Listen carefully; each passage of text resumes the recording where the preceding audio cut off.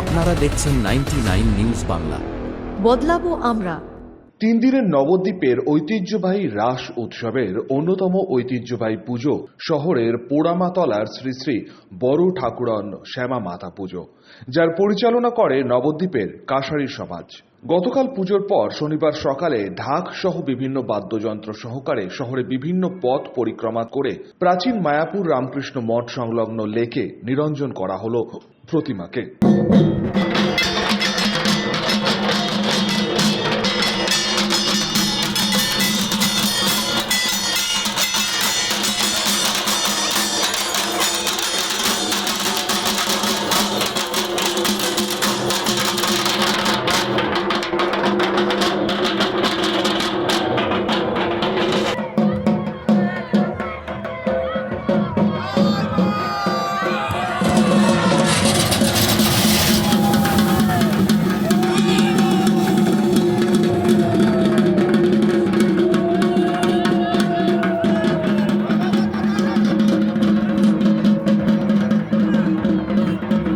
ঐতিহ্যবাহী এই প্রতিমা নিরঞ্জন দেখতে সাধারণ মানুষের উপস্থিতি ছিল চোখে পড়ার মতো। পাশাপাশি রাস উৎসবের এই পুজোতে পুরুষদের পাশাপাশি মহিলারাও থাকেন। এদিন নিরঞ্জন ঘাটে চোখের জলে মা কি বিদায় জানাতে উপস্থিত অগণিত মানুষ।